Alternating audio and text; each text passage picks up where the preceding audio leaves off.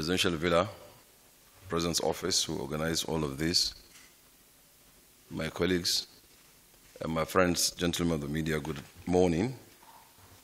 Well, I had hoped that I will find a means to project the presentation because it's done in a PowerPoint so we can speak to the pages, but regardless, I will go through it and then we'll have the opportunity to hand over the documents to you as it is. Well, so here we are.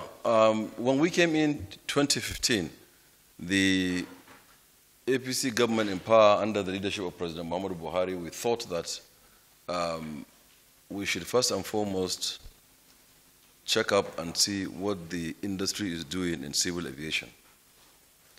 And we did that. We commissioned some diagnostic study of the industry.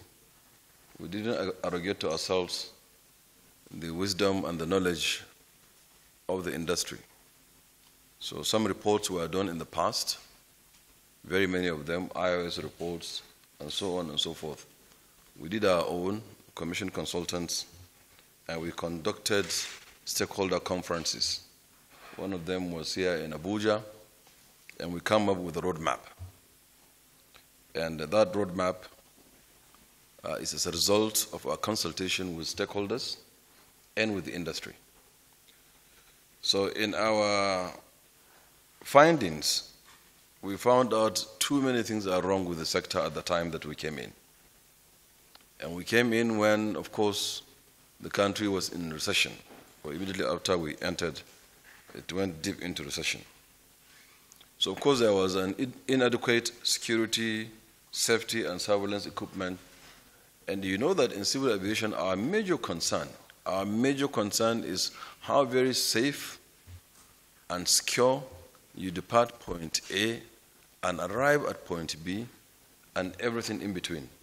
This is our primary concern, it's our focus. It is what we want to do, not anything else. Yes, we may have fantastic terminal buildings that looks great, but you have to arrive there safely and be secured before you're able to enjoy those terminal buildings. In other words, airports used to be just landing strips, but they have moved from landing points where aircraft will land to a point where they become cities and become businesses around. But in all of that, even in their becoming cities, our major focus is to depart point A, arrive point B in a very safe manner. So all of the things that we've been doing, all of the energy that President Muhammadu Buhari has been pushing into civil aviation and the money is actually to attend to those things that will make you safe, secure when you depart point A and arrive point B. I am putting this forward so that we understand where we're coming from, and the achievements and the things that we've done are all around this focus. So, of course, the infrastructure has decayed and become very obsolete. We have a large number of unemployed and trained professionals, Nigerian aviators. There was high debt profile of domestic airlines. There was an aging and over-bloated workforce in the aviation agencies. There was extreme difficulty in accessing foreign exchange here because every single thing in civil aviation is dollarized, if you like. It is dollar denominated. We don't produce a pin of aeroplane, for example. We don't have any where that you produce rivets, you know, the tiniest fastener to aircraft skin. We don't produce. So it's dollarized, including the Jet A1. We don't produce. So everything is dollar denominated. And this dollar is so scarce, and we're competing against education, water supply, healthcare, and so on and so forth. Plus the compounding problem that everybody thinks that aviation is elitist. I will show how it is not elitist here in due course. So, of course, poor and intolerable condition of airport facilities and equipment, long waiting time at check-in, and so on and so forth, and high cost of funds and shrinking capital market. Of course, in Nigeria is the only country, perhaps that I know, that is of this size of economy, 450 billion GDP, 200 million people, 923,766 square kilometers of land, that the economy will be operated at 23% per annum interest rate from banks. It simply will not support it, especially in an industry, in aviation, where the profit margin is 5%. Not minding the capacity of civil aviation to develop and double 2 times in every 15 years, which is a settled fact. So, of course, rising price and scarcity of Jet A1, which is the fuel that we use, import duties on aircraft and engine and spares, and of course, budgetary constraints. My colleagues here from the Villa understand when I say we are constrained with budgets. Of course, the government is making so little, so there is so little to share to all of us. And even if I were the president, somehow I'm confronted with cholera outbreak somewhere, my attention will go there, certainly. So it's not because they hate civil aviation, it's because that's the condition we found ourselves. So I said in the past we developed a roadmap arising from what we did, the studies. And we come up that we do need a very efficient, robust carrier that is private sector led and driven, that will speak and agree and work with the population of Nigeria, the market of 200 million people, which is at the center of Africa. It is equidistant from all locations. You see, geography and population and the market creates the enabling environment for an airline to grow. And Nigeria, by providence, is God-gifted and God-given. All of these attributes sitting there, but they remain a potential. Then we thought that we should develop an agro-air cargo terminals that will be exporting and also transporting within the country perishable items, especially those that are like medicines, like food, tomato, chili, onions, and so on. Because if you are to put tomatoes from Katsina, for example, to take them to Port Harcourt, it takes 28 hours to go there, and half of it will perish. And you sell it for peanuts.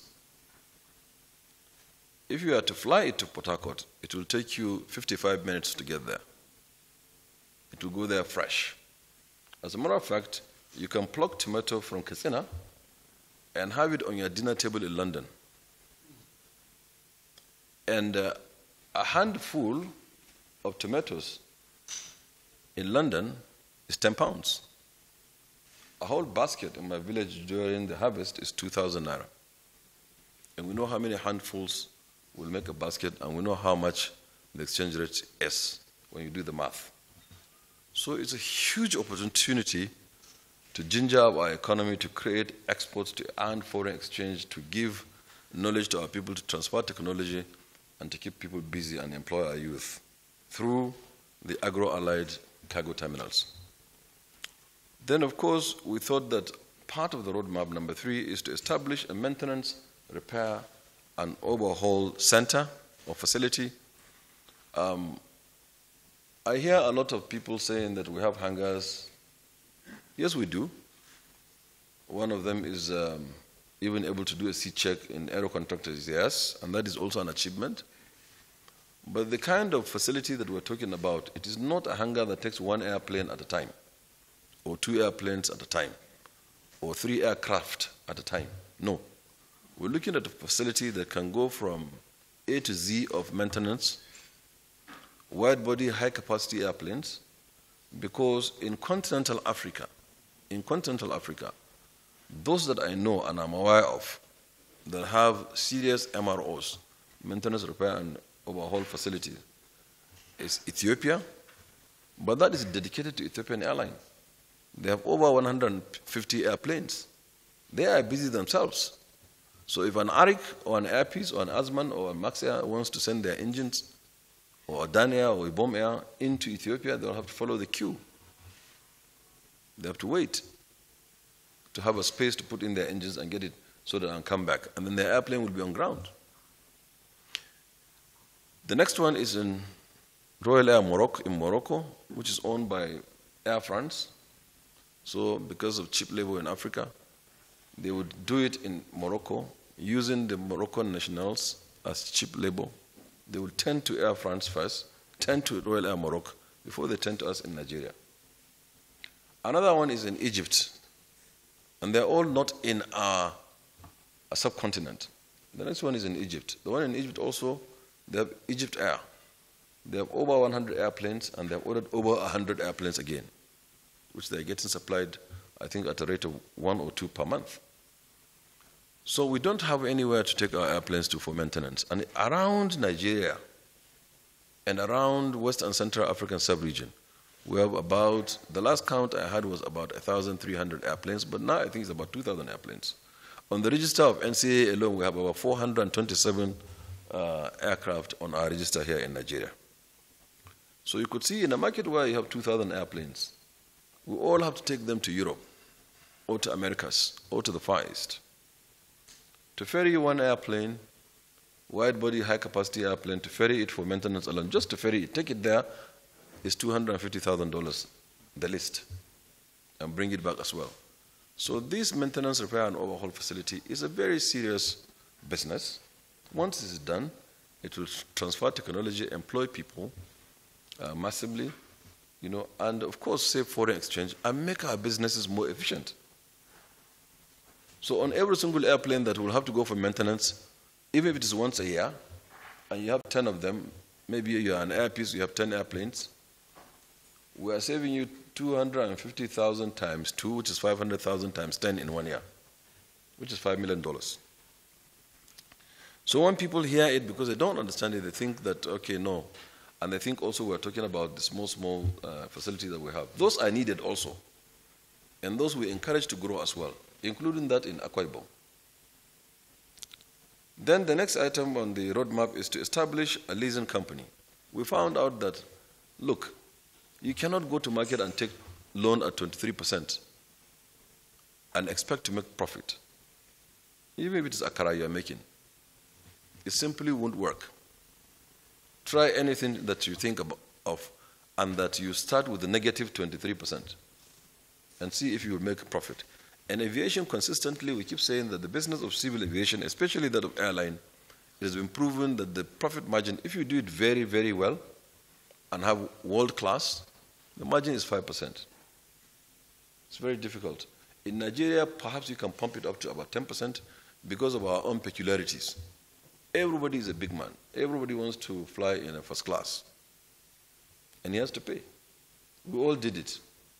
Even in school, we were flying business class, claiming to be big men at that time.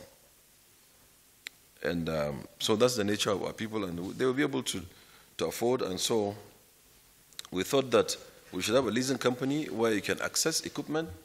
You can perhaps also find financing and leasing of aircraft and equipment at a very, very affordable rate that you can be able to do business in civil aviation. Then we thought also that it is high time that we begin to turn our airports into cities. So we do need aerotropolis, or airport city in other words. Like I said, there are no longer points of landing and taking off. I had spoken severally, and part of where I had spoken had caused people to think and to ponder. Has anybody thought of what is the purpose of having a 1.5 kilometer long duty-free in Dubai? More than 70% of you have been to Dubai, and you notice that there is a long, long, long duty-free in Dubai. It's 1.5 kilometers, and they're still adding. Before they even grew to this capacity, in 2004, December 24th, eve of Christmas 2004, they made duty-free sales in that airport in Dubai of $5 million in one night. $5 million. This is just because I remember my good friend Tolu Ogulesi, and I want to buy him a perfume or chocolate, for Amina Gamawa, for example. So this is Yes, I mean, because we know that you need chocolates. Girls chop chocolates. And boys use perfume. Cologne. So you create $5 million worth of activity, economic activity in one night from duty-free alone. Now we know we can go to airport and watch a movie. We know we can go to airport and have lunch. We know we can go to airport and have spa and so on and so forth. Play squash, all in airports. And the reason why we also need to do it is because we don't want to end up with another Ikeja. No. Because Ikeja was designed to have a new city with a new headquarters of Lagos State and a new airport and so on and so forth. But because we do not control what happens around the airport, today Ikeja has become a slum. We are battling, Rabi Oridu has been battling with people that have encroached into our land and taken over the airport and taken over the area. The whole area has become an eyesore. So we need to control it by creating these aerotropolis cities around airports. Then the next is that we have to establish an aerospace university. We started this journey in civil aviation with countries like Brazil. We started our own in Zaria in 1963, partnership between UNDP, yes, Al-Kali, UNDP, Nigerian government. And since then, perhaps that's the year the director was born, Captain Al-Kali Modibo. Since then till now, we don't produce even rivets as a nation. But Brazil, that we started together, is producing aircraft of all kinds. So we think that we should have a university to go deeply into research and development and focus on research and development and create those opportunities within our sector. Turn out those young men and women with good brains to go into the venture of aerospace, the venture of aviation, and make a lot of money and earn income for our country and develop our capacity and change the narratives. And believe me, civil aviation alone can sustain an economy. Ethiopia is half Nigeria. There are 85 million people. The major source of income and economy is Ethiopian Airlines. The maintenance, the training, the airline, the cargo, everything. So a civil aviation can actually run an economy. Depends on how you do it. But we see that we are not producing anything out of civil aviation. Also, compounded the problem is that most of our aviation ventures, once they are started in Nigeria, they die. The pressman, you always ask me, Hassan, you always ask me that why is it that there is high rate of airlines? They come up and then they go down. We attribute to that to lack of capacity to be able to manage those airlines, part of the problems. That you are a pilot or you are an aircraft engineer does not necessarily make you the best manager of civil aviation business.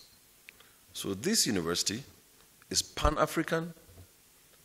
We are going to establish an association and partnership with ICAO, International Civil Aviation Organization, with other friendly countries, and some universities around the world, like Cranfield, like Embry-Riddle in the US, and so on and so forth. So it will be a world-class university. We've got a small team working on it now. The secretary is Professor Mansour. We've taken a concept note to Nigerian University Commission and is being tended to. And I think this university will come up very soon, before the end of the year. And the Minister for Abuja has given us land. It will be half and half, like coffee. It will be half online and half real time.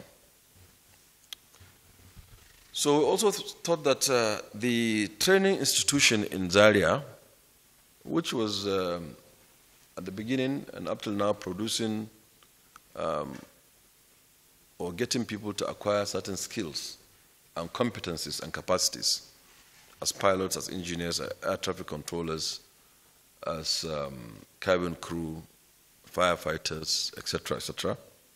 We'll upgrade that institution to become regional training center of excellence for the continent. Then also we thought that our airports, we should designate them to become special economic zones, starting with the big four and then expanding as we grow and as business grows. Mala Nasser El-Fai has shown tremendous amount of interest in this, and I think he has committed Kaduna State government by far more than any other state in this direction. And I think he would achieve it, and it will also be a game changer. We've seen also that there are remotely piloted aircraft now, or unmanned airplanes, or aircraft as it is, or drones as you may call them. They are become a phenomenon of their own. Everybody is flying drones now. They are for good uses. You fly drones now to check pipeline vandalization or breakage or integrity test. You are flying drones now to send medicines to places, to order for pizza, to send birthday gifts, and so on and so forth. So very soon that we find our airspace dotted with all this craft. And managing them alone will become such a huge challenge because they will be operating around within the airspace and somebody needs to control them. So we thought that we should create a policy. The last time I spoke on drones, I gave an example of a friend of mine who was flying drones about 5 miles away from the villa. No, 3 miles from the villa. As a matter of fact, as the crowd flies, he's just about 1 kilometer away from the villa in the polo club here behind. He was flying it at about 500 feet above ground level, and he was flying it towards the airport, which is the western side of the city, and he was flying it at about 65 kilometers an hour. Some of these drones are also big enough to carry load like 5 kg, 10 kg, or more. If this gentleman is just flying the drone around, and there's an inbound airplane, or an airplane that's going out, taking off, he could hit the airplane, get ingested in the engine, and cause disaster. And don't say it is not going to happen. Inshallah, it will not happen in Nigeria and anywhere. But we've seen examples of it in the UK. It hits British Airways. We've seen it also in the US and many other places. So we thought that we should develop a policy towards that remotely piloted aircraft to have them organized and regulated. When Twitter was running in Nigeria, they took about 8 days condemning us that we want to regulate drones. It's not done anywhere, blah, blah, blah. You can walk in and buy your drone and fly it. Well, thank goodness that we are the policy makers, and we'll make those policies that will keep our country safe and secure. And apologize to them because they elected us to be responsible for their lives and property. So that policy is going to be a very friendly policy, very simple.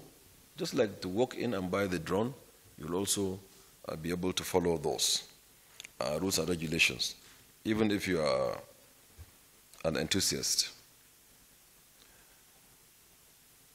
We thought that there are too many expatriates also in Nigeria. We should not kick them out, but we should only take those that we need and create a policy where Nigerians will take over. And accident investigation. Part of our roadmap is that we want to make this accident investigation a multimodal one, not necessarily peculiar and focused on accidents in aviation or civil aviation. So we've got currently now a very competent commissioner in charge, Engineer Akin Olateru, and we thought that that AIB should include maritime, aviation sector at least, so that we will cover every aspect of transportation except perhaps roads. But we'll do rail, maritime, and aviation. So where are we on the roadmap? This is the interest. I mean, I've now said the robust part of what we're doing as a roadmap. And of course, I don't want to go into the need of all of them because I've explained. Number one, on the national carrier. And please also do me justice. Every time that I speak, you choose one or two things, either the national carrier or the concession of the airport, and you make it topical. I think we've spoken so much about that. Okay? Just trust me, fellow Nigerians, that we'll be able to deliver a very robust carrier that will be for the size of our economy. And we're on course. We have gone past almost the project development phase, which we did, completed with development of OBC, which is the outline business case. And we got a compliance certificate from the ICRC, which is the regulator of all of this. And then we went to FEC, which is the Federal Executive Council, with our OBC. And FEC told us to go back and rework the OBC and bring it back. It's our intention that we'll take the OBC back to FEC, perhaps next Wednesday, or then Wednesday after next. And if it's approved, then of course we will just go to market. And there's huge interest in this because they understand what the Nigerian market is doing. Then of course we've already designated our 4 airports. We achieved that as export processing zone, and you know that it will create around the airport a more efficient, business-friendly trade environment, with less bureaucracy on one side, and of course red tapeism, because of the associated fiscal incentives and packages that the Ministry of Trade and Investment, Ministry of Investment, Trade and Ministry of Trade and Investment had done. So also it will also have the capacity to attract international world-class companies that are into civil aviation, because they have more friendly atmosphere to do so. And all of the incentives given will now attract more investments, like a tax holiday and so on. And the FDIs will improve and increase. And the overall ease of doing business, which the Office of the Vice President, His Excellency, has been doing tremendously very well in this regard. Everybody will agree to us that it's much easier now to do business in Nigeria than before. It will also help us to fast-track the upgrade and development of new infrastructure facilities around the airport. And it will also allow us to harness socio-economic benefits that are all around civil aviation industry. So Mr. President has approved this on 17th of May 2021. So we're on our way implementing the next steps, in association with NEVSA and the agency doing it. So I'll have to run quickly because I know that I will be running out of time. But then, airport concession, which is our next one. Where are we? We have developed an OBC, an outline business case. We have received the certificate from ICRC. And we're going to use that now to develop the full business case to which Federal Executive Council will approve, and then we go to market. So the concession of the airport is topical, is the way to go. If we all know what Lagos is like, Lagos Airport. Lagos Airport was designed in 1979 to look after 2 million passengers per annum. 2 million passengers per annum. Then they built the wing D and E only to cater for 200,000 people. Today, Lagos is doing 8 million passengers. So where you have 200,000 people, a space of 200,000 people, you provided their toilets, their lifts, travelators, escalators, etc., and shops and restaurants for only 200,000 people. Now 8 million people are using it. That is the story of Lagos. It's just like I said yesterday to Tolu and Co, that you have, I think I was talking to Oge, you have a house, 1 bedroom, 1 living room, 1 toilet, and 1 kitchen. And you started as 1 person. Then you married a wife. She gives you 4 children. Then you brought in her mother and your own cousin. And you have 2 house helps. Then you marry because you're like me, you like to marry more, so you marry 2. And you marry 3 and 4. And they all give you 4 children in the same house. And everybody brings his cousin and his friend. And then you're in Lagos, they come for law school. They're your cousins, they also come to sit with you. And so on. And you end up being 80 people in that house. And this is the story of the Nigerian families. Nobody can deny this. So 80 of you in 1 bedroom, 1 toilet, 1 kitchen. You know, I bet you have to employ a plumber permanently to be able to be fixing all the flushing you're doing. You know, so that is the story of Lagos. But happily, Mr. President, when we came in, we met an intention and a plan to put 5 airports. 4 from Chinese loan of $600 million total, and of course 1 from federal budget, which is the Enugu one. My first instinct when I became minister in 2015 is, why should we continue this way? Luckily, we haven't gone beyond 10%. That we should save our money and concession those airports and bring in private sector to put in their money. So we don't have to pay the interest, we don't have to carry all of the things that are coming here. But Mr. President, of course he has been there before he was head of state. He has more wisdom. He directed that no, we should go and finish all ongoing projects. Of course, like typical politicians, we are all thinking that, well, if we initiate our own, perhaps it comes in our name. But Mr. President said, no, go and tend to it, ensure that you finish it, because it is good for our nation, for our country. So we went ahead to start to finish them. Of course, we encountered lots of problems. You know, most of them, the planning was very poor. No sewer, no water, no power in all of the planning. And money has been sunk, and they have begun the construction. So we reviewed them, and happily we completed Port Harcourt and opened. We completed Abuja and opened. We completed Kano. Mr. President will soon open it. And Lagos is done. We have a few works we are doing to deliver it. And then we have a Dominion hangar and EES hangar that are obstructing our operations, which we have to remove soon and put Lagos to use.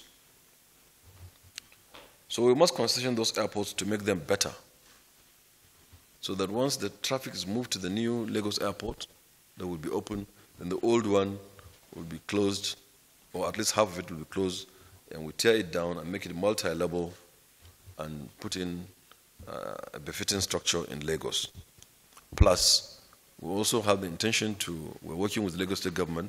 They have the red and the pink line of the rail coming through around Ikeja Airport, Ikeja bus stop. So we take it, run it through the airport, from General Aviation Terminal through to MM2, all the way to International, to cargo and back, so that you stop missing your flight. Once you land, you can just hop on.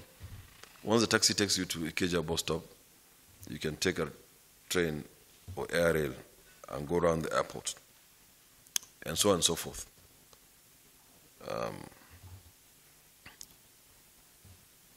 So then the leasing company, we've done we are now going to market.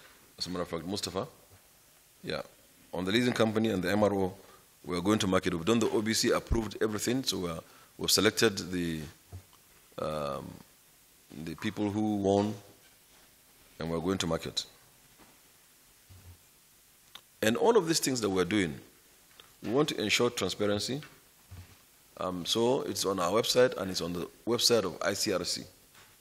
Whatever we're doing, you would see it, we would advertise, and people will come forward, and it's electronic, so there's no boju on it.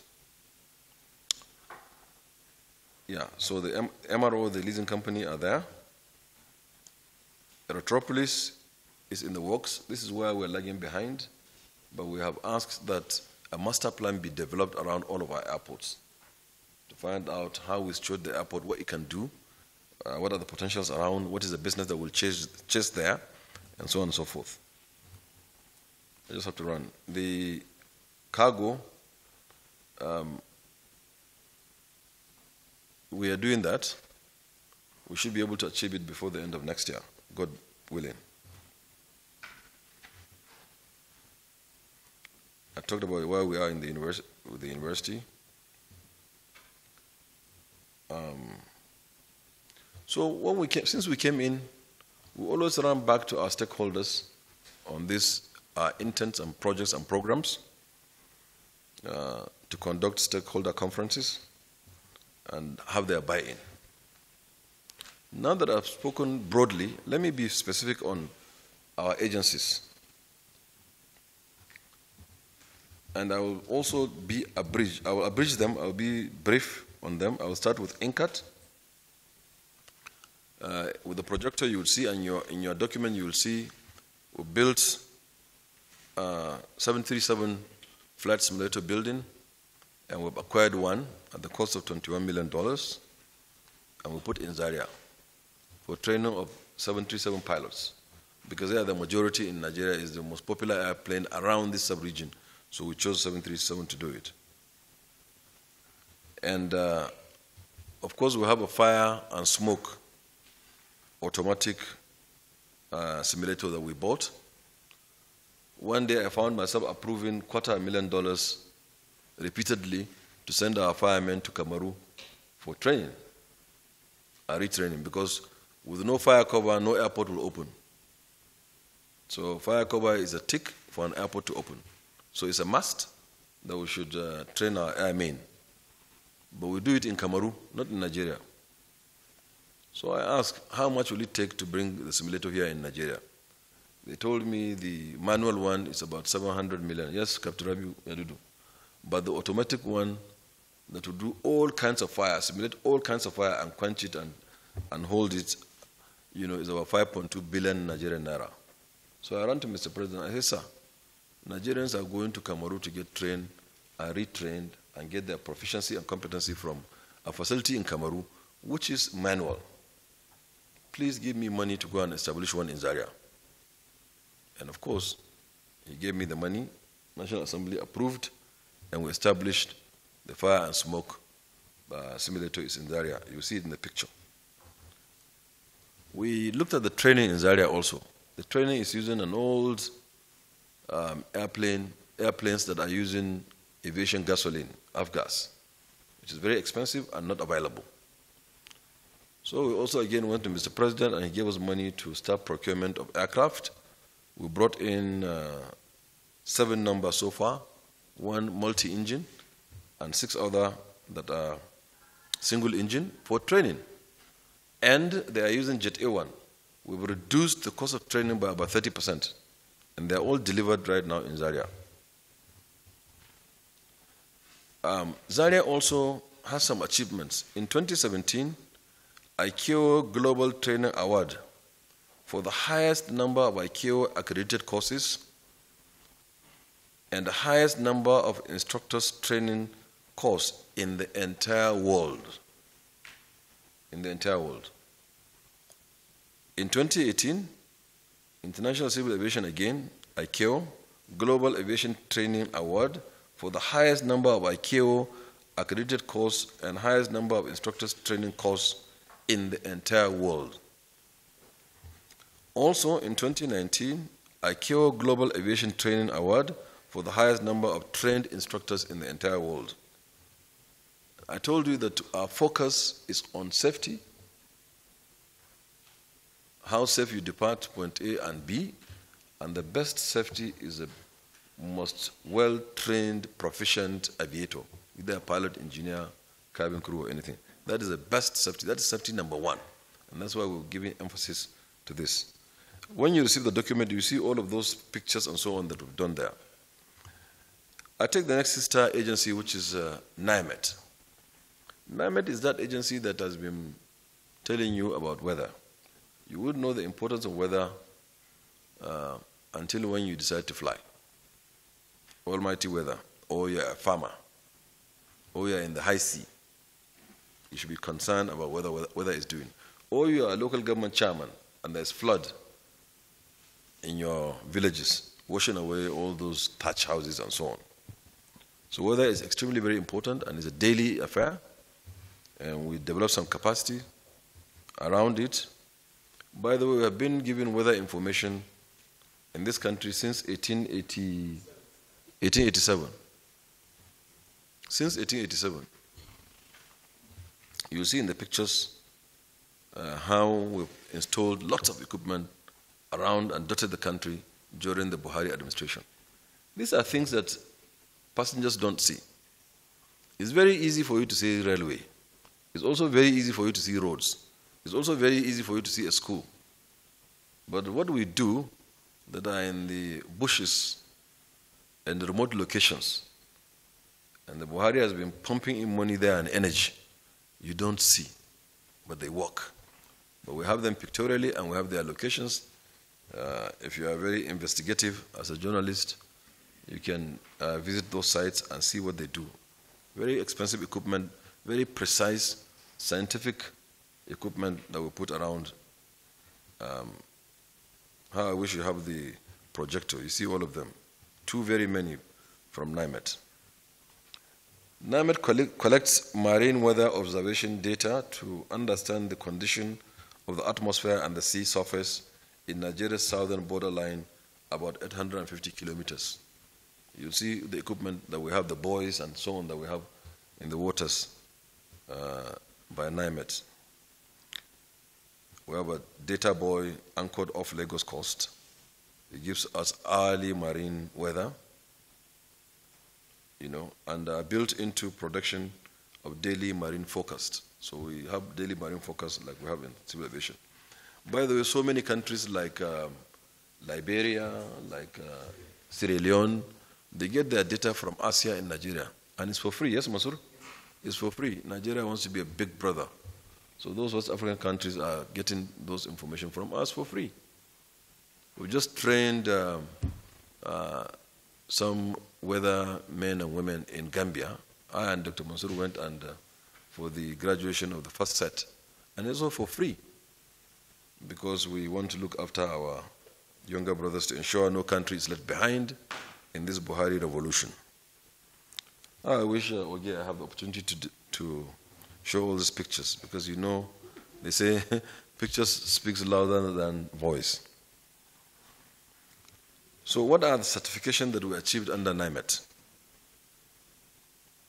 Certification for aeronautical meteorological services delivery. So, okay, we got this ISO 9001-2015 certified in July 2017. We are the first ever African country to have achieved this feat. The first ever African country. And NIMET also achieved ISO 9001-2015 version, which was certified in August 2000. Then ISO 29990-2010 in August 2019 for training services at the Regional Training Center in Lagos, and the first and the only African country to achieve this. We are ranked at the second best MDA by ICPC in ethics and integrity maintenance in 2019. We ranked the third best MDA with the most active and functional website in 2018. We received an offer from ISO, International Standard Organization, to serve as the auditor for other service providers in Africa. So continuous training on QMS, extending QMS to other aspects of our operations, annually conducting competency assessment tests, and commitment to ensure attitude and orientation change in our services. Then we have, Mansour, can I have those documents? We have what we do. We have seasonal climate prediction that we do and produce. And believe me, they are very, very important tools. We have some testimonies. We went to certain locations in Nigeria and we advised them on weather. Some respected our knowledge, humbled themselves and followed our advice, when to plant, what to plant, how to plant, for how long will the rain stay, when is it dry spell, when is it good to plant, when is the flood coming. So don't put your rice in this location because flood will come and wash away, and so on. And a year later they came to us and we organized a conference. Some of you were there in the NAF Conference Center with testimonies. Those that respected what we said, they made bumper harvest. Those that didn't, they saw the consequence. So this seasonal climate prediction, we used to produce it in English, but we decided to now put it, into Hausa, for example. This is it. Into Yoruba, and of course into Igbo as well. They are very important tools, and we don't joke with them because we have now even acquired the competency to reduce and downscale this system into local governments. And we're also now going down into your individual farmlands to tell you when exactly will that first rain drop on your land and when will it cease so that you can plan. And all of these are things that people don't see, but we do. And Professor Mansour, you put a lot in universities around the country, weather stations, in schools. So, 113 schools will put weather stations there. First, to get the weather, and two, to train our young men and women. And these are things that people don't see, but they're there. We've done them. I commissioned many of them. The one in Zaria, I commissioned it. The one in Katsina, I did. The one in Enugu, I think, I did, and so on and so forth. So we have a mobile app also that you can do all of that. That's Then I go to NAMA, Nigerian Aerospace Management Agency. This is another big one. And also NAMA's activity are things that you don't see, you don't even know. You just don't care. You just enter your airplane, carry a bag, fight small on whose seat it is, get your seat and put your bag and land in Lagos, and off you go to your house.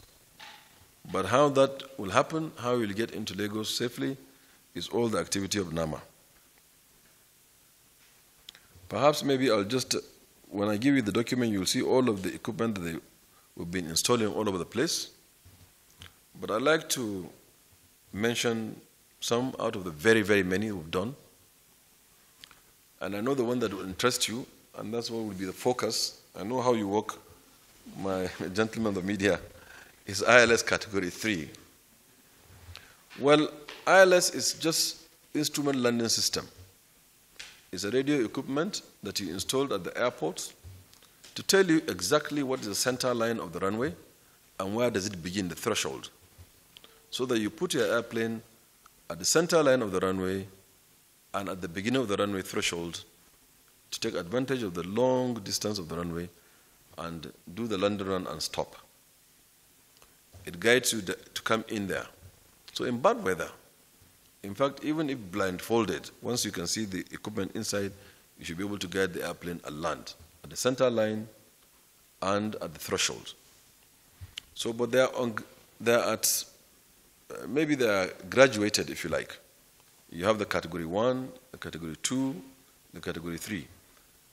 One, efficient one, precise, accurate, but then it becomes more precise when it gets to Category 2, and it becomes more precise when you go to Category 3. And in 3, you have ABC, and the C version of it will enable you to land 0-0. So whether there is weather in Kano, Maiduguri, Lagos, bad clouds, even if the cloud is touching the ground, you should be able to land safely. So we put in how many airports, Captain Fola? The category 3 for now. For now we have in 5 airports, but we are going to put in 15, category 3, to be able to land no matter the weather, i.e. in terms of visibility, to be able to land there. We're also putting from NIMET low-level wind shear alert system in very, very many airports. I think the ambition is to put in 22 airports, and I'm sure we've gone very far, more than 50%. To tell us if there's going to be a wind shear. That wind shear is a sudden change in direction and speed of air. And because airplanes are designed to fly, they're like a rubber cup in a bucket of water. By their architecture, by their DNA, they would fly. But they're riding on air. So if you're riding on a road like a car, and if you go to where there is no road, a cliff, you fall. If you're riding in water like the ship, if there's going to be a turbulent water, or the water will split and open like Moses and the Pharaoh, you'll sink. So in an airplane, also, if there will be a break in the air, you certainly will come down. So, but luckily, God in His mercy, in His rahmah, He has given us the knowledge to create something that will tell us if there's going to be a wind shear. That is sudden change in direction and speed of air, which we ride upon. This wind shear is a causative factor for the Sosoluso crash. Yes? You're coming, you're almost touching down, and then the air changes direction and speed at once and quickly, and then you come down. So this equipment now we are putting them in all our airports. And we put in more than 15 to tell us when it's going to happen, so the pilot doesn't make an attempt to land. Will passengers see this? No. Will pressmen see this? No. Is money being spent to do it? Yes. Is it part of the performance of President Buhari? Yes, it is. So we are putting those category 3 ILS systems in all our airports. But then I must warn you, we will put, yes, but the airline also has to put the equipment to interpret our own equipment in their own airplane. And the pilot will also have to be trained how to fly those category 3. So if we have Cat 3 in Kano and somebody said to you, there's weather and we can't go in and say, but the minister said they put it yesterday. Oh yes, he said we put it, but does the airline have the equipment in their machine to interpret and go and do that 0-0 landing? Or is the pilot trained to do so? Okay. So Buhari had done his own. Okay. So the rest is to ensure that also the airline are doing it, which we are working with them. It's a business venture. There's so much that we can make them to do. But in the interest of safety, we ensure that they're doing that. Installation of high fidelity Jotron VHF. Okay, these are radios in 21 of our airports and aerodrome for approach control. We installed high power, long range, very high frequency, which is BHF, radio in Kano and Lagos. Then we installed new category 3 ILS DME in 10 airports. So we already installed in 10 airports. Doppler omnidirectional range DVOR in 8 airports. We upgrade and modernize the ATC control towers in Katsina and Zaria. We installed the Cat 3 ILS DME in Nigeria at Lagos and Abuja, already functional. We procured 2 ATC, that's air traffic control mobile towers in Lagos and Abuja, which we launched recently. The intent for those is not to replace the tower, is to ensure that once the tower comes down, we have a backup for any reason.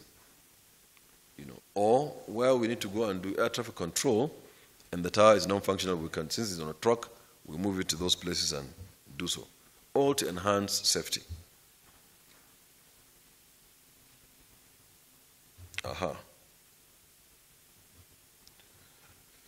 So,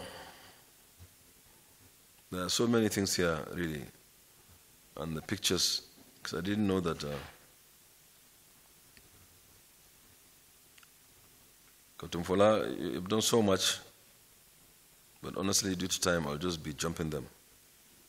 Category 3 ILS DMA Control Center in Kaduna Port Harcourt, commissioned in 8 airports. By the way, the VOR that you hear about is nothing but radio equipment also, which is V for very high, O for omnidirectional, R for radio range. It tells you the location where that radio equipment is. And usually, since it will be in the airport, it tells you that this is where the airport is. So it brings you to the airport. So being installed many, many, many of them around. Then the total radar coverage. Contract for reconditioning of the total radar coverage system in Lagos, Port Harcourt, Kano, Abuja, Maiduguri, Ilorin, Abubura, Talata Mafara, Numan have been awarded, and implementation has commenced after many years. They've been abandoned, but now we're bringing them so that we're able to see every single flying machine around our airspace. And then we'll be able to separate them so they don't collide, and able to guide them so that they go to where they intend to go, and also so that if there's any enemy, we will be able to advise the military and so on. All those are being installed, and those are things that you don't know, or you don't see rather. Wide area multilateration implementation is going on for surveillance and air traffic management in the Niger Delta area. This is where we have these low-level flying crafts, helicopters and so on, and we need to know what they're doing. So we have put in money, President has put in money there to put this wide area multilateration for surveillance and control of low-level flights in the Niger Delta, and of course ongoing at 39 locations in the Niger Delta region. And security, also, and security. Renewable energy, installed power, knife aids on all this solar and so on you're doing. Paula, thank you very much. Air to ground, upper airways communication restored in Jos. That blind spot that we have there in the northeast corridor that people have been talking about, complaining about, has been fixed. Installations are also going on in the southern sector. For now, I'll jump all these renovation works that you've done to make, there is an abandoned property. They took it up, they did it beautifully, and it's now serving as an office. They're converting warehouses that we have in Lagos into nice, nice offices for us. Well, let me just jump to AIB for one of time. AIB is the Accident Investigation Bureau. It is perhaps the most important agency under our supervision, but it is the most unreported. It's extremely important because they do the postmortem. They are the pathologists of civil aviation. If there's an accident, they go in there after the accident to tell us what happened, so that we prevent it from happening again. So they're very important. But their job is not to apportion blame, is to find out the reason and to issue out advisory. Don't do this, do that, don't do this, do that. If you do this, it will cause accident. And I will go to statistics very quickly. So Olateru, the total number of reports so far are 67 accident reports, but 48 out of the 67, 48 are under the Buhari administration. 48 out of the 67.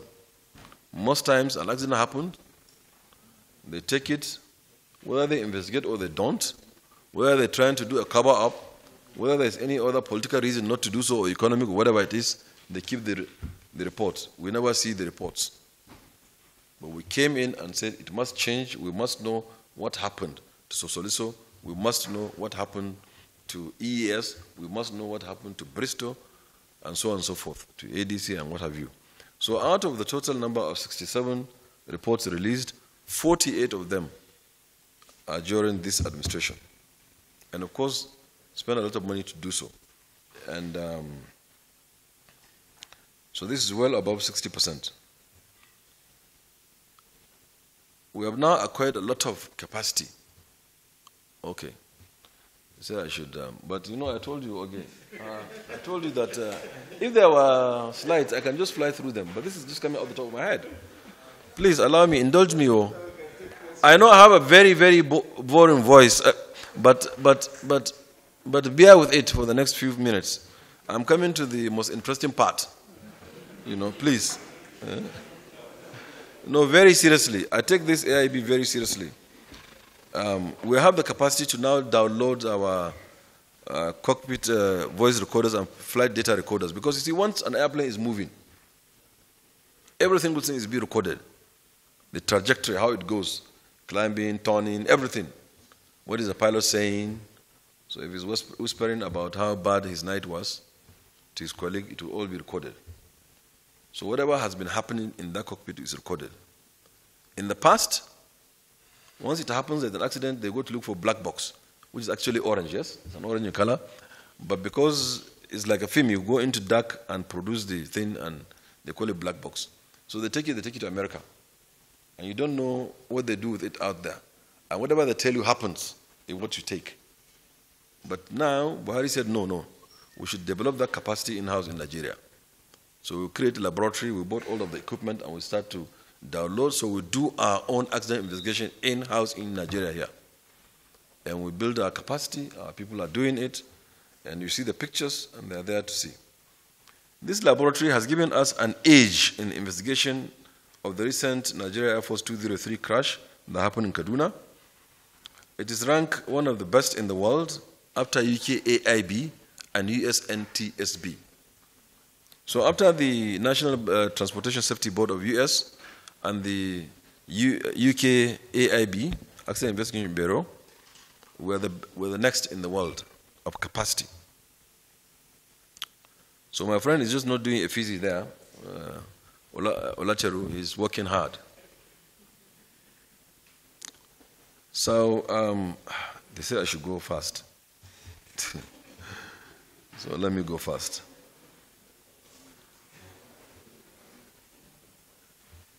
We are an accredited laboratory for flight safety, flight data recorder, and cockpit voice recorder.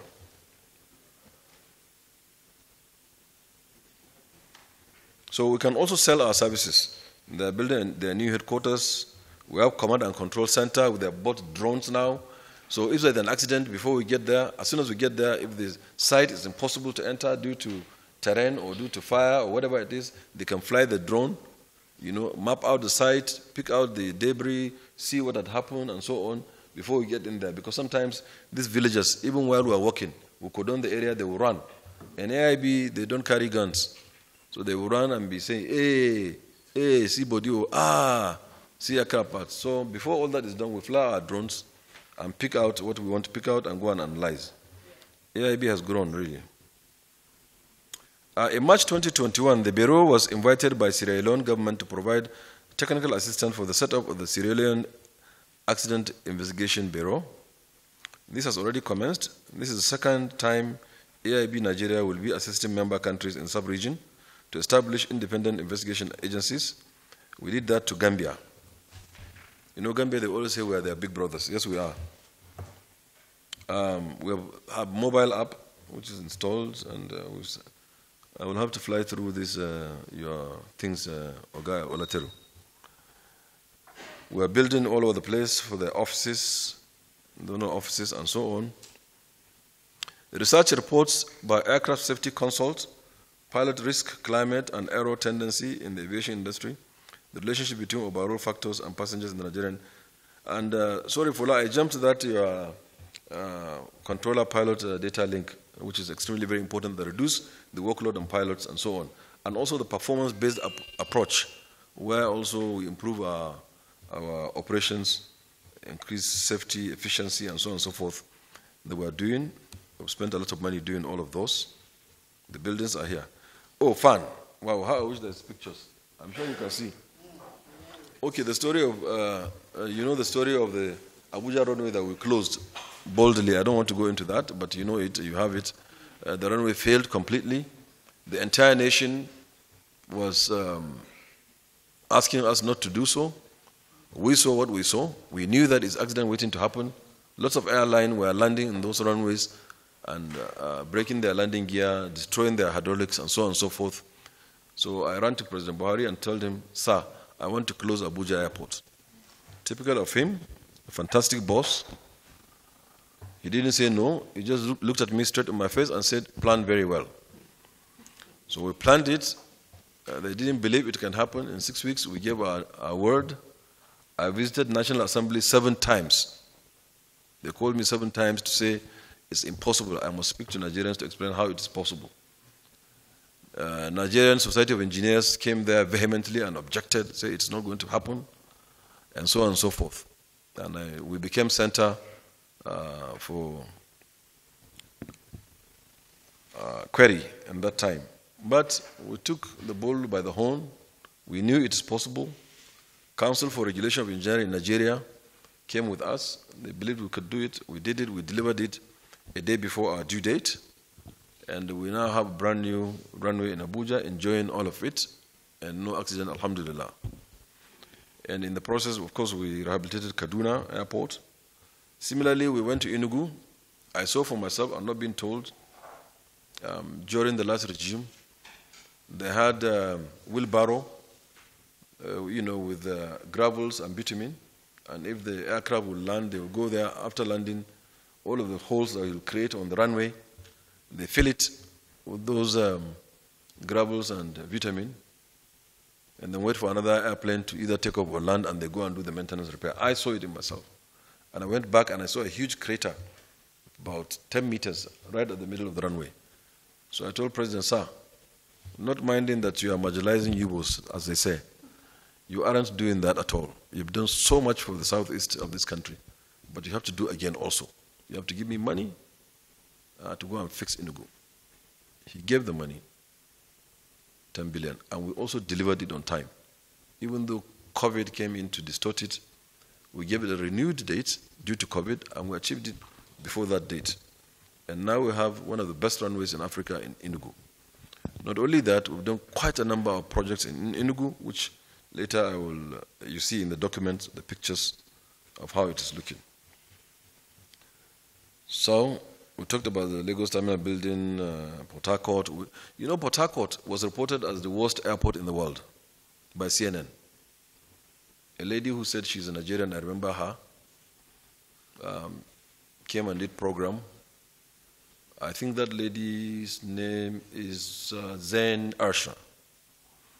And she said in Nigeria that civil aviation is so bad that they are doing tuke, lifting passengers from one point to the next and then join and pick like an Uber service.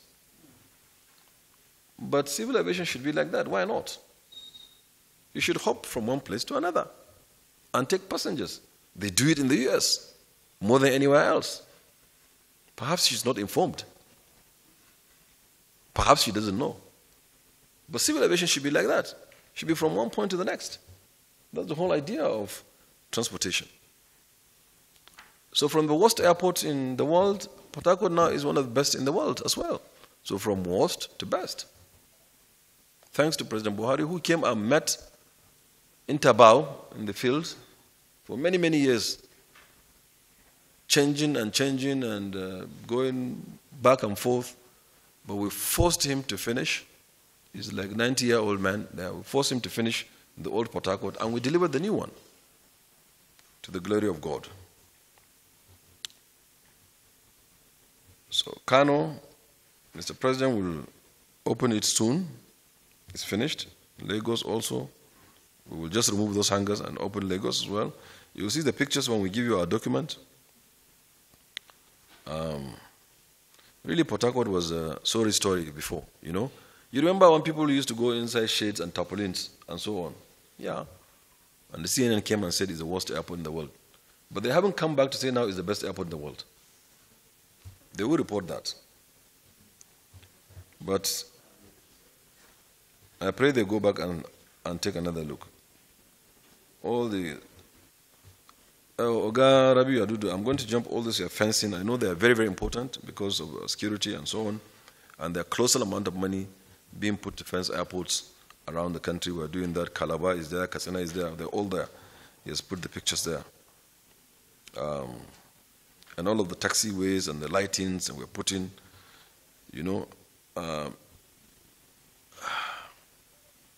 we are collaborating with Lagos State to expand the Shasha Road to the airport, and then the toll-free alternative from Shasha on the Agege Moto way to decongest. Okay, we want you to come to the airport as fast as you can, and then we're upgrading that other roads from A5 to New Tool Roads to divert traffic, and so on and so forth. I'll jump that, Yadudu Abeg. They're signaling me to continue. So, distinguished ladies and gentlemen, and my friends, gentlemen of the media, I have attempted to run through this, and I jumped so many things that were achieved under Buhari administration. But don't go away without remembering two things. Please, if I have your attention. Number one, what we are doing in civil aviation is to ensure that you depart point A and land at point B safely, securely, and in the most efficient manner. So all of those things, including training of staff and capacity building, and buying and installation of equipment, and repairs of runway and so on, is all targeted towards that. If we do that, we would have succeeded in civil aviation. But the second thing is the passenger will not see this, of course, so will be underreported. So therefore, please do justice to us to also report things that we have done, and you can go and see for yourselves and then create a story. And lastly, if you are creating a story, please endeavor to have at least one professional that will guide you through. And we have a training program in Zaria to give you like a hint of what civil aviation is doing. Some of the media houses, thank you very much, you've been attending that. And the ministry also has sponsored some of these kind of programs to educate journalists, and media people in general to understand civil aviation and to report it accurately. Thank you very much.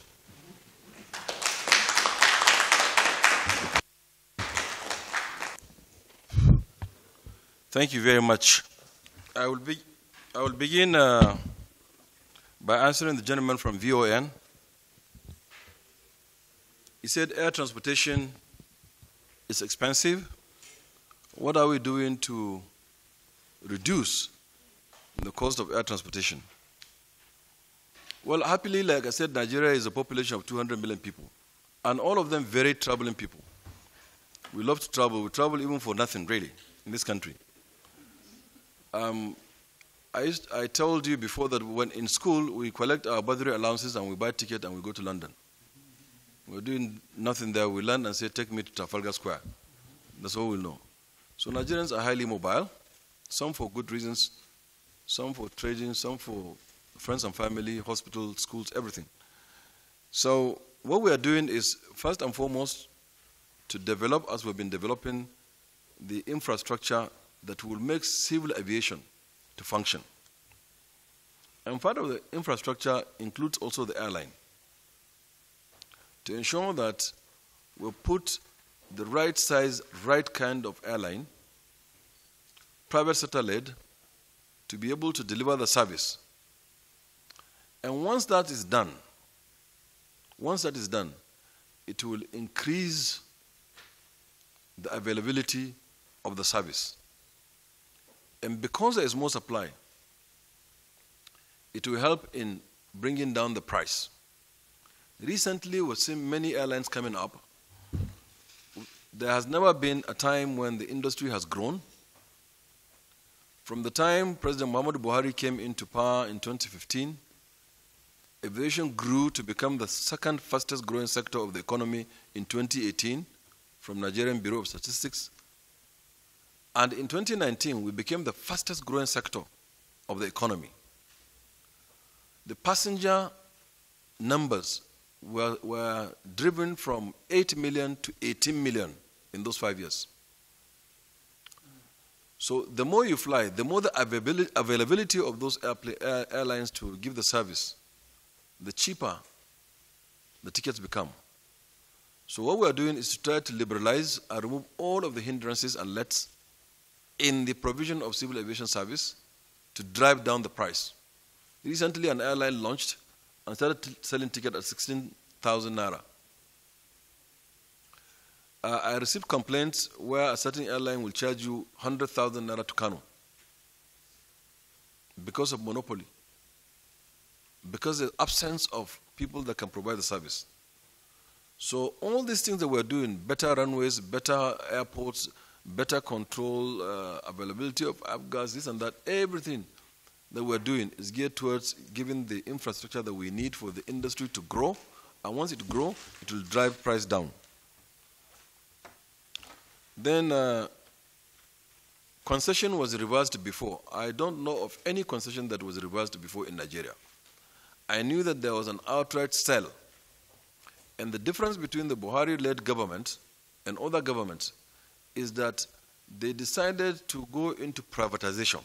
Actually, it dates back to Babangida when he started the commercialization and set up a committee called Technical Committee on Privatization and Commercialization, TCPC, under the leadership of then Alhaji Malam Hamza Zayad. And they decided to sell. But we are social democrats in power in Nigeria. We are not going to be selling public assets. No. We will concession them in such a way that we give it and you give us back after many years, and you'll be paying us fees as you use it.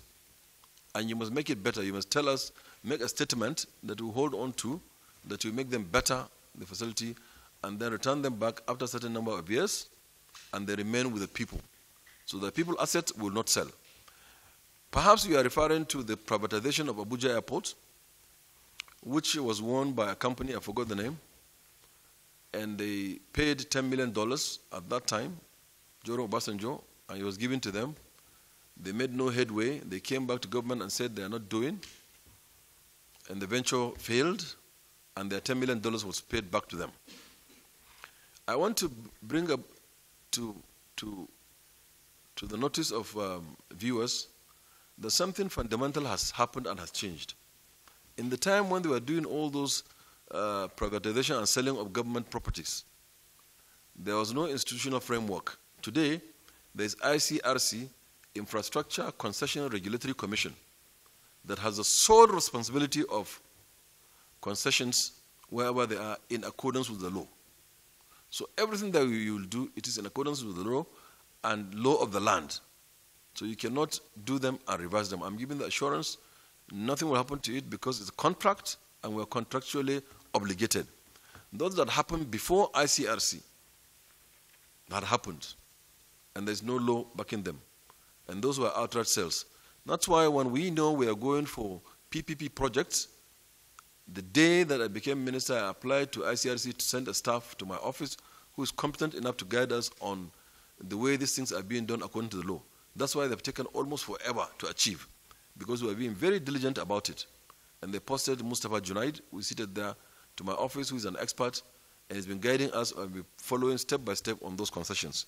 So the concessions will be in accordance with the law, and they will be for the better of our country.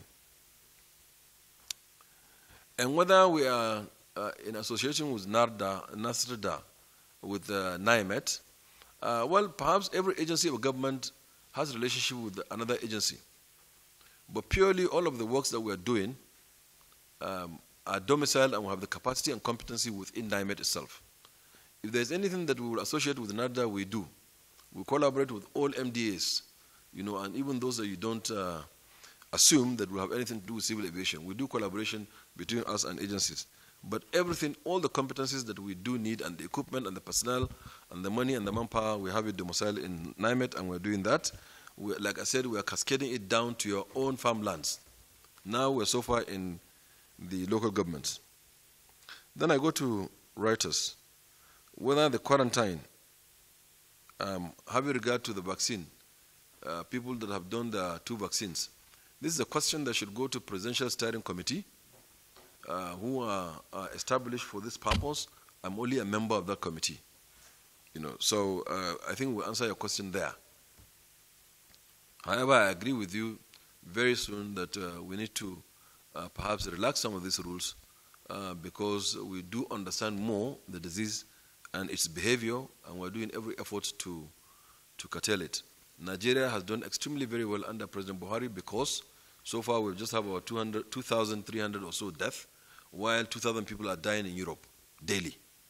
And so far, in the last 1.5 years, we've seen about 2,000 deaths. And we haven't seen also unexplained death happening all over the place. Because they said that we are not testing, we are not reporting.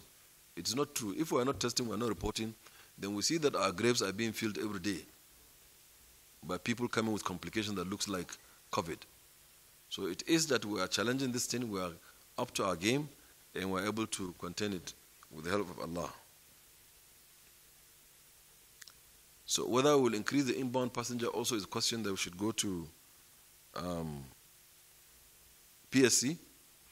And then also, what is the update on Emirates?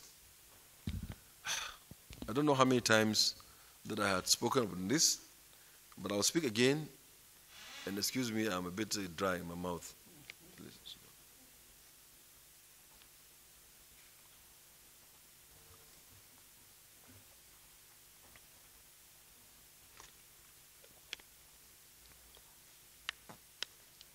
So Emirates, we all develop protocols having regards to scientific understanding of the virus and what it does.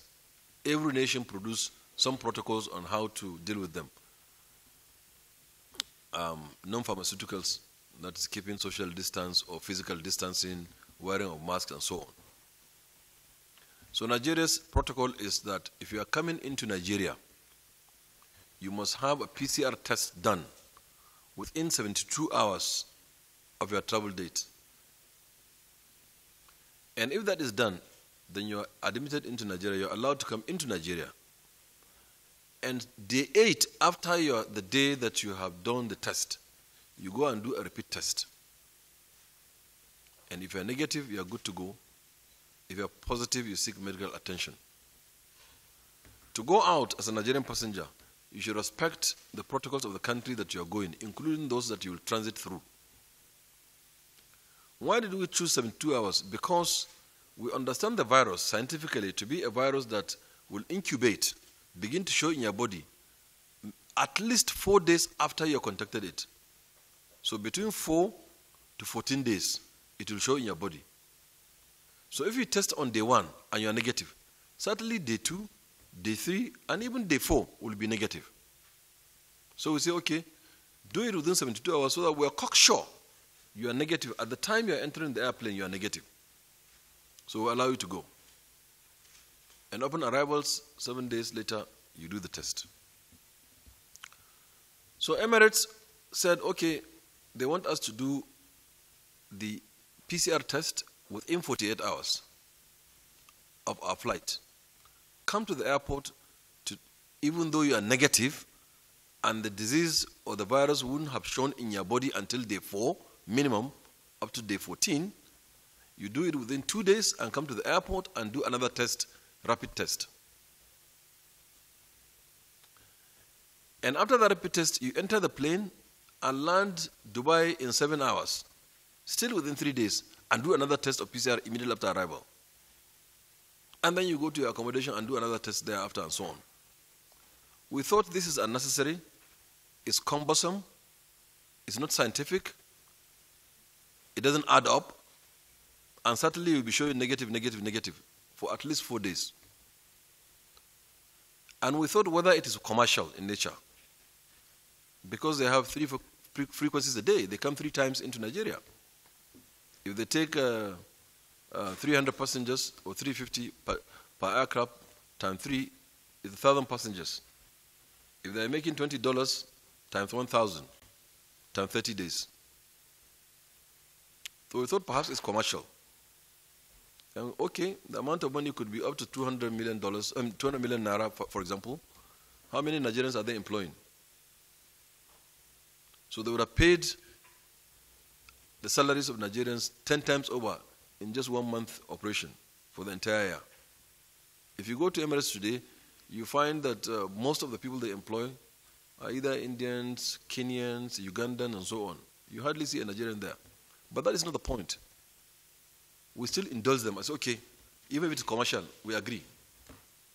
Almighty Dubai, heaven, we'll go. We'll do the PCR test 48 hours before. we do antigen tests at the airport, we do PCR on arrival, we do tests also after 7 days. We keep doing the test, no problem. We are ready to go.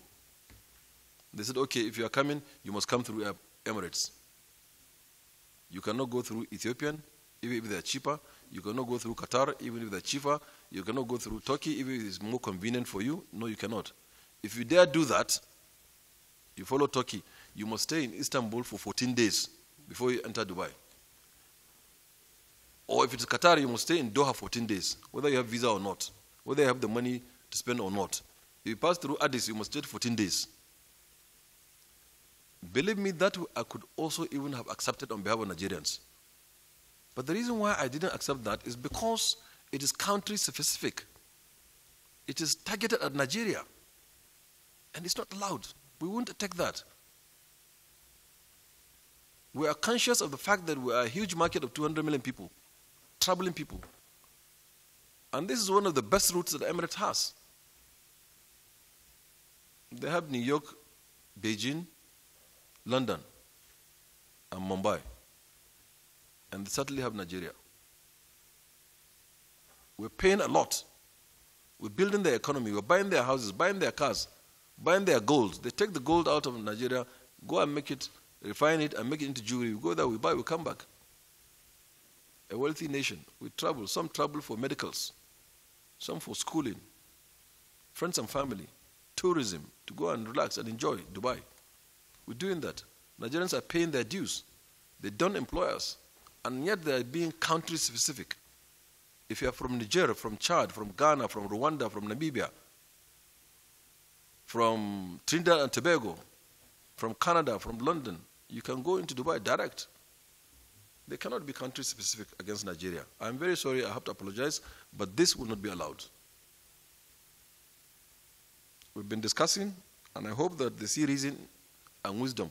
And in international aviation, there's only, in fact, aviation, there's only one aviation. There's no aviation B. In international norm, practice, convention, and agreement, you cannot exclude me. You can't be country specific. No, it's not allowed. Not under Buhari administration, no. Then the next, he asked me whether I visited Lagos. Yes, I did. Recently, yes. I've told the story of Lagos. We are doing our best. Those are maintenance that we'll be doing. Recently, the National Assembly started leaking water. Right here also, this chamber also was leaking at some point where we are. So there are maintenance things that we do. But truly, Lagos is overburdened. That's why I took time to explain. There is an airport that was built, meant to be for 2 million people, but built for 200,000 people per annum. Today it is doing 8 million. It's impossible. It is like, I'm sure here we are about, what, 100 people, 150 here in this hall. And it's designed for maybe to accommodate 200 of you or 250 maximum in this hall. Imagine putting 10,000 people here with only one rostrum. That's the story of Lagos. That's why President has recently ordered, and it has been released, the 10.8 billion naira counterpart funding on this Chinese terminal to quickly finish the new Lagos and offload the passenger into that new facility that looks like Abuja, exactly the same, and then tend to the old one. It's our gateway, and we cannot allow it to be run aground. But it's been ignored since 1979 till date. We're doing some palliatives every day, doing this and that, fixing. But there's how much you can fix if something is completely gone. So we intend to break it, bring it down, and put it multi-level and give it a befitting status. If we go to market for the concession before we finish, the concessionaire will have to give us a program on how he's going to deal with Lagos. And yeah. So then the planned national carrier that I went to UK to launch a logo. I think it's a misunderstanding of the whole thing. There are air shows around the world. And these air shows are meant for you to showcase what you have and to access market and business and to gain visibility. Don't forget that the roadmap approved by Mr. President included national carrier. And for those who followed us from 2003 till date, Mr. President has been very passionate about national carrier. He had asked the question, we used to have Nigeria Airways, where's the airline, where's the money? A certain president woke up one day and felt happy, and he went and put Nigeria Airways under lock and key and dismissed all the staff and left them with nothing. Years and years of previous regime did nothing. We came back and paid them their entitlements. And we said that we should establish the national carrier. Excuse me. So we don't want to go wrong. We've been very diligent about it. In accordance with the ICRC, because it's going to be a PPP arrangement, we got to appoint a transaction advisor. The transaction advisor finished their transaction advisory services and developed an outline business case, which we took to ICRC and got certificate of compliance. We wouldn't have gone to FEC. We would have gone to FEC after the full business case is developed. But because of the new instructions then from FEC, then why should they go ahead and approve something that they have not been part of? We should bring the business case. So we brought the business case to Federal Executive Council to deliberate upon, to change it, because it's an outline business case anyway, subject to changes, and get us approval.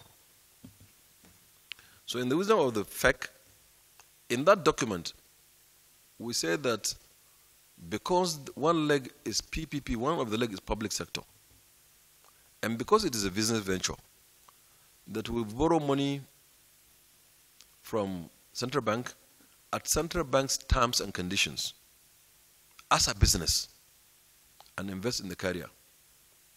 Plus, among other people that will invest, strategic partner and Nigerians, we reserve about 20% for Nigerians, 5% or less for government, and then we take a loan from central bank of $350 million. They initially will give us $50 million, we start, and as we need, we take it on the conditions and terms given by CBN as a business venture, and we repay back later. The loan has no bearing to the equity the government will decide to take at 5%, but we reserve it. We need that sovereign shoulder because for the airline to answer that national and drive opportunities and gain all of the chances that are there for a national carrier. And because we need to market the airline, because we needed the international visibility, because we needed to discuss with the manufacturers and the OEMs of airplanes and the leading companies around the world, they will converge in one air show or another. At that particular time, they converged in London for the Farnborough Air Show. And there are many air shows in the world, but typically the Farnborough and the one in France, Le Bourget, are the two notable ones.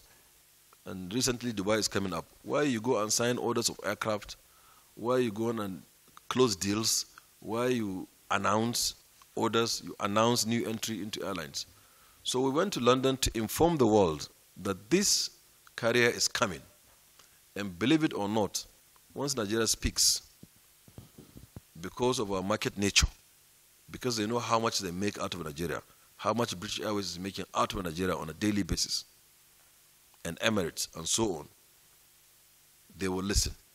So to gain visibility, we want to launch the airline there. Not to launch to start, but to announce they were commencing the airline, to show the logo, to discuss the business plan, to tap the opportunity, to relate with those who are going to finance and fund it, to ginger and kickstart and whet the appetite of would-be investors.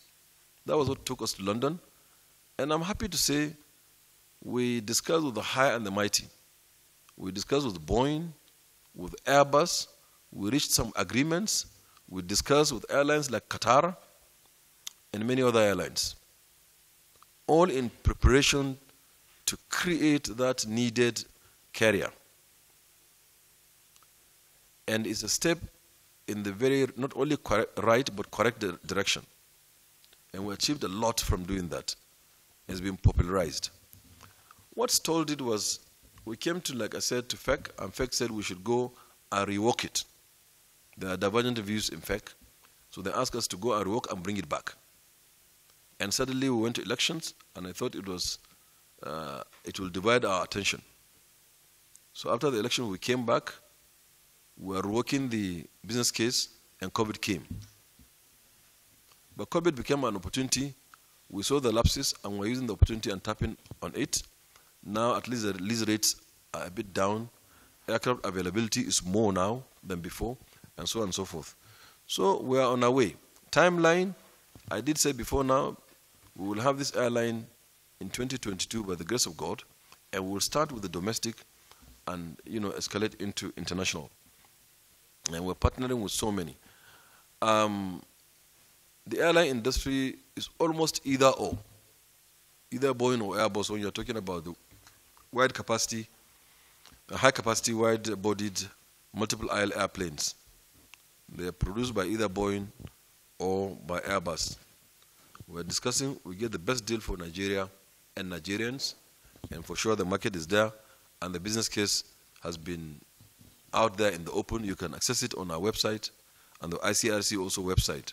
You can look through and see whether it is something worthy or not. So yes, we are coming strong, and yes, by the grace of God, it will happen, and yes, it will be a proud for the nation and money honor.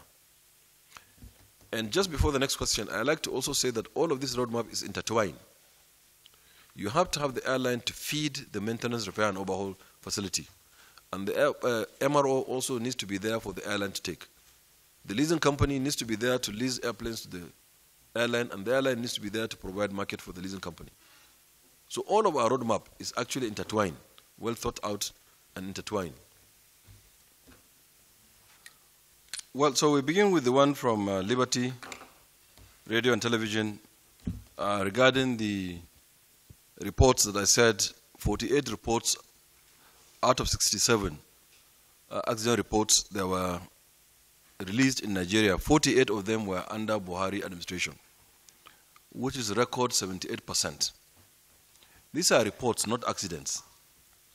These are reports that when an accident happened in the past, like I said, they either don't investigate, or they begin the investigation and stop halfway, or perhaps they just put them in one drawer and that is the end of it. And this is not allowed in civil aviation. We must know what happened so that we guard against its occurrence in the future. Remember, people who are attempting to fly, they will put feathers on their arms and try to fly and fall and die. And they keep on putting structures, crafts in the air that keep falling and dying. So it evolved scientifically and technologically to where we are today.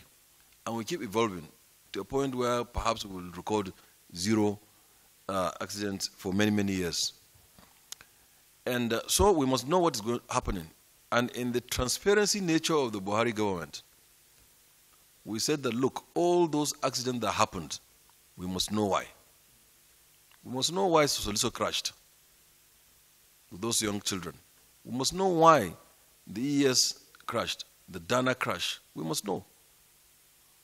It has many, many benefits, one of which to prevent it from happening.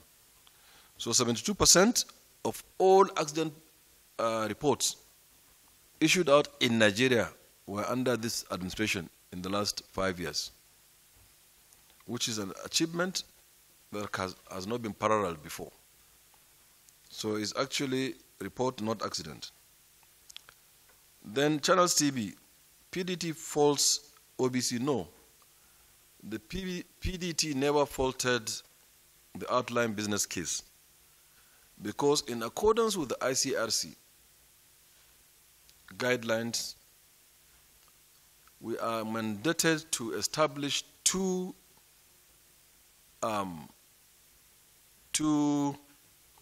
committees to run and drive concession.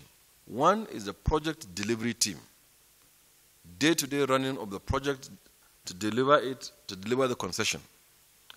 And that has membership cut across a lot of MDAs, finance, budget and national planning, and so on and so forth. Attorney General's office, and ourselves, the MDAs, and so on. And to make it more transparent, we are not required by law to put label. But on my own as a minister, just in line with my boss's instruction to be transparent at all times, I said in a committee of 15 people, we should put 2 from labor, from unions, so that they are there to see what we are doing. We are not doing it behind them. And to also constantly upload the activity of the PDT on our website, on the ICRC website as well. So we delivered the OBC, the outline business case. Of course, again, in line with our transparency, we called a stakeholder conference and discussed the outline business case. And Labour raised issues, and that's what she's referring to maybe, that they are afraid of their job and job loss. And we promised Labour when we met that there is not going to be a single job loss. We are conscious, we are social democrats, we believe in the welfare of the people, and we are concerned about workers. That is why when they abandoned them by the previous regimes of Nigeria Airways, we came and paid them in our time. And when we paid those monies to Nigeria Airways, the country was in recession, was earning far less, producing less fuel, selling at less price, in recession, but yet we paid tens of billions of naira as allowances or as monies due, settlement fees for those airways, Nigeria Airways. So we said no job loss. And for further transparency, we gave Labour a copy of the outline business case to go and study. We also gave to airline operators of Nigeria. We gave to everybody that wants to have a copy. We made it public, and it has been public for the last 7 to 8 months. So that if there's any feedback, they come back to us, and we keep engaging them. And here is the reason why there wouldn't be job loss. And here is the structure in the outline business case for concession of airport. We did it in such a way that if the concessionaire comes, and we picked one, he will carry every single staff on his books and his payroll for 2 years. In 2 years, he will identify those that have the skills and the attitude to work in line with his vision and ambition, because he's a businessman, to engage them and take them to be his staff if they agree. If they don't agree, they remain fund staff. If they agree, they join him. Those that he does not want because they don't measure up to his business, they will remain fund staff. So no job loss. Reason number 1. Reason number 2, why there is no job loss. Fund now has about 8,700 staff. Out of them, only 1,134 are working in terminal buildings. Terminal buildings, total terminal buildings of 22 or 23 airports or 26. 1,334. Even those, about only 70% of them, which is about 800 people, that are working in the terminal buildings that will be concessioned in Lagos, Port Harcourt, Abuja, and Kano. So those 800 are the ones we are talking about. And they will have the option to either join the concessionaire if they like, if they're competent enough, or remain with fund. And it will be there in the agreement that no job, you cannot fire anybody. You must remain at work. Third reason, because we have expanded tremendously. We're taking over Dutse Airport. We've taken over Osubu Airport. We're taking over Kebbi Airport. Gombe has applied for us to take over. We're taking over the new Bauchi Airport, and so on and so forth. We need manpower to man these airports. So even if the entire 800 working in terminal building are laid off, we have airports to put them there. And, pardon me, part of the finding of ICAO also on us is shortage of manpower, especially in aviation security. And by the way, aviation security has changed. It is not my God. No, it is not. There are scientific ways now, using technology, to keep our airports safe. So there are competent people, brainy people, people with kids, they're into ICT and so on, that will participate in our AFSEC, aviation security. And Mr. President has approved that they bear arms, and they have sniper dogs, or sniffer dogs, the K9, and so many other gadgets that they use, high-tech technology, including drones, including CCTVs, including so on and so on. In our AFSEC, we are deficient, and we will massively employ people. So you are needing manpower. How do you lay off? So, and we have told Labour this, and they know it's a fact, and they know it is so, and it has been done in the world. We will not allow this infrastructure to keep dilapidating and not earning money. We will ensure that we give you the best of infrastructure, put it in the hands of the private sector, who understand the business, run it, and pay government and return back the infrastructure back to the people, because we are social democrats in power. So there is no job loss. We know so. The Labour knows so. And the last time I spoke in Lagos, I said, if there is one job loss, I will stop the concession tomorrow.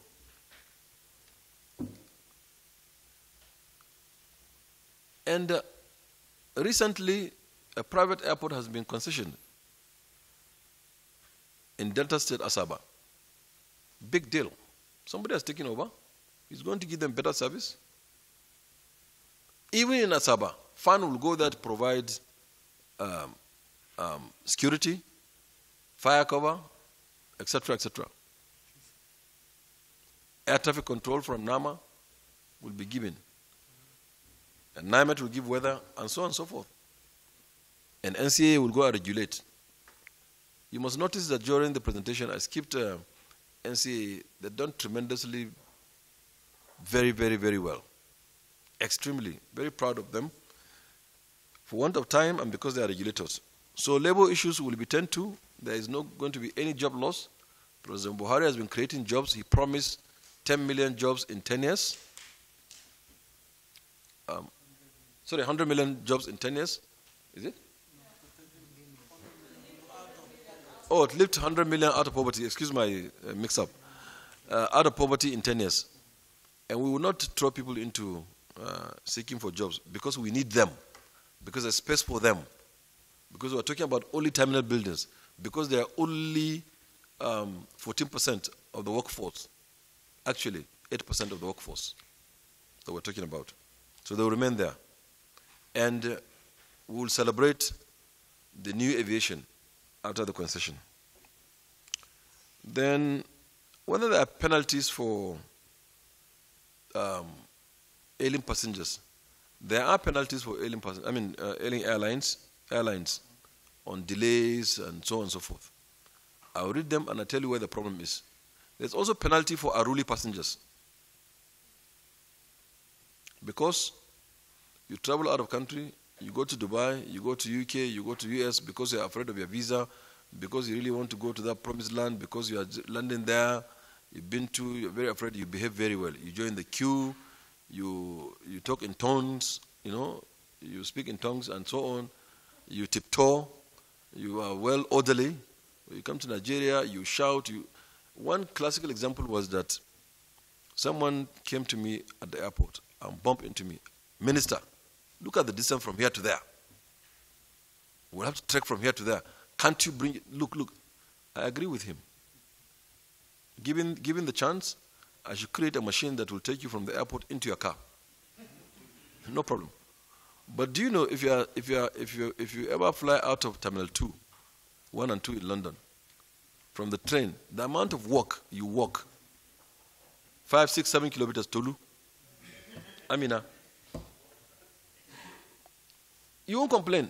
You'll travel, you'll walk with your luggage, 5, 7 kilometers, getting to your gate In Dubai, if you have to fly out of the E-gate, I think it's E-gate, right? At the end.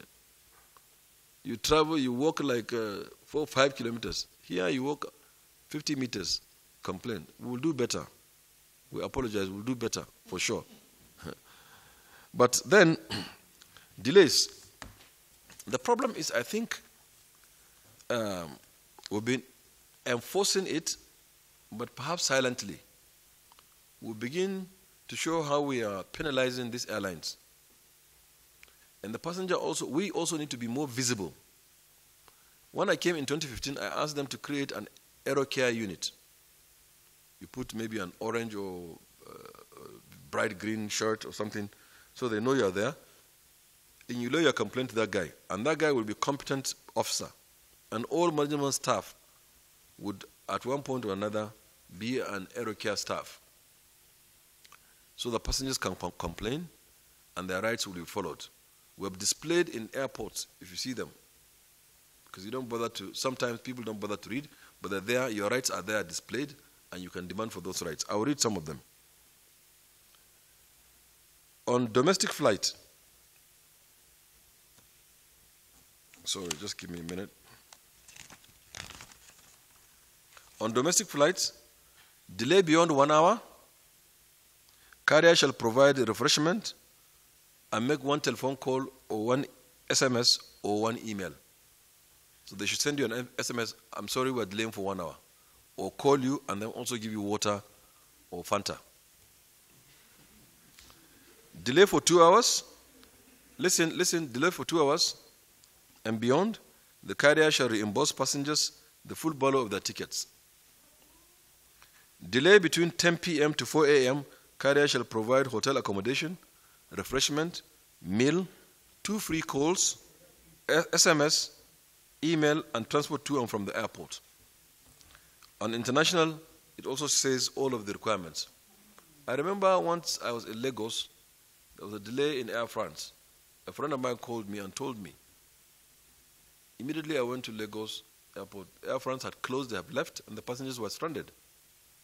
I made sure that all the passengers are taken to Sheraton Hotel, fed, given refreshments, and brought back to the airport the following morning. Now, why the problem is partly our own fault. Like I said, we don't make the penalties known to you.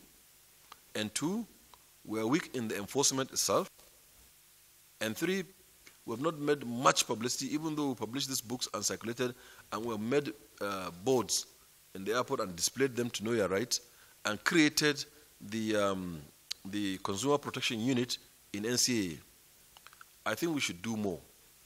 We should do more from our side by making the people more visible, and by going through the media to escalate and to make them know, and by having interaction with the airlines to ensure that this is being done and to punish them maximally and to name and shame them, among other things that we will be doing.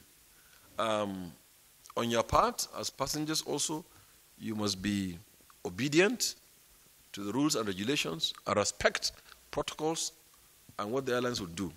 We saw some passengers, they would go and damage checking-in counters and computers and smash them down, and they are very expensive computers, and they're talking to computers all around the world. If you smash one in Nigeria, it affects another computer elsewhere, and it's not allowed. Unruly passengers, by protocol, they are not allowed to board those airlines. And happily to say, when we became, I became minister, we signed the document, and I took the document to ICAO to be the country that they needed to enforce protocol and convention on those unruly passengers. So Nigeria made the headline at the time because we believe in it. What are good for the geese are good for the gander, according to the Brodaya. So, so really, you also have your own role to play. So please do, and yeah. Then the next one is the question regarding palliatives and the bailout funds. So there was COVID that came at a time when aviation was growing and had become the fastest growing sector of the Nigerian economy. When President Buhari has increased the passengers from 8 to 18 million, when he has built several airports and commissioned them, and so on and so forth, and we grew, and we're growing, we're running at the speed of light, suddenly COVID came in, and we're the worst hit, because airlines had to shut their businesses, catering, hotel, and so on and so forth that are operating within our industry shut down. We became worst hit. So in the nature of President Buhari, he constituted a committee for this economic sustainability committee to see how can the economy be sustained in the pandemic and post-pandemic, within the pandemic and post-pandemic, to see how we do. In that document, we made presentation and representation. What we asked for, of course, we couldn't get because we are civil aviation, and there's so little. And there are other sectors like health, which you agree with me should make more. We presented and was approved was 22 billion as palliatives to be given, subject to availability of the funds and other factors. And it's domiciled in Ministry for Finance, Budget and National Planning. So they released the first tranche of 5 billion naira. And in that 5 billion naira, the ministry didn't spend the 5 billion naira. Neither did the parastatals. The parastatals ought to have a chunk of it because they suffered also most. But we are magnanimous enough to allow people doing business in civil aviation to take the money. So we organize them, and they come up with a plan how to share the money. The airlines were represented, including taxi drivers, people in catering, etc., ground handling and what have you. The taxi drivers came with all the plate numbers of their vehicles, the registration number, the engine number, chassis number, and the name of the owner, and his telephone number and everything. Complete list through the association. We sat in a meeting with all the stakeholders and decided the formula to share.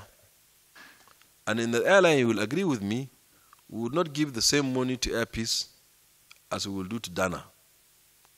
Because perhaps Airpeace employ more people, carry more passengers, has more airplanes. So they brought the sharing formula, and we gave all the money to them, and they disbursed.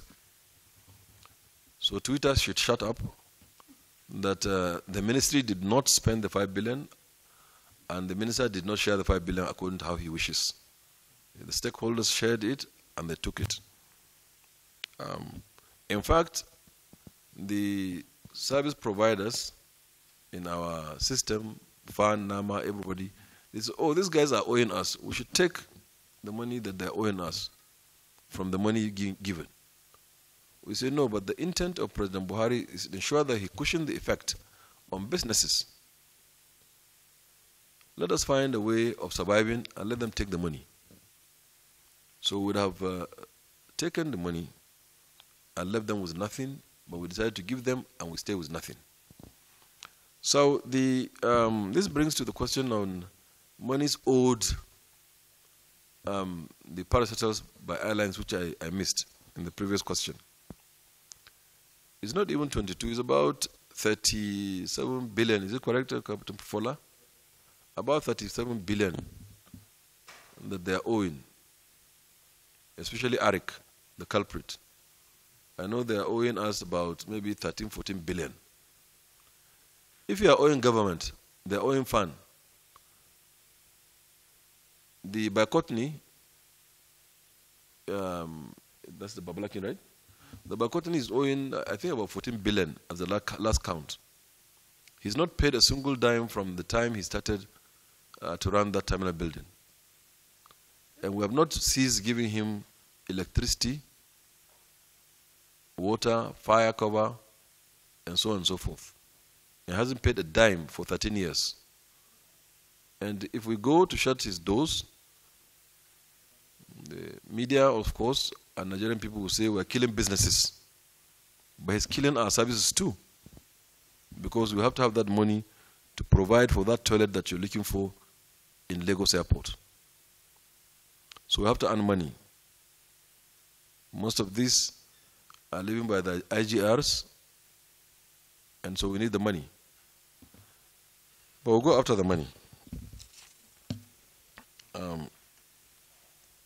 Bailout funds, local debts, penalties. So I think so far I've answered this next set of 4 questions. Thank you very much indeed.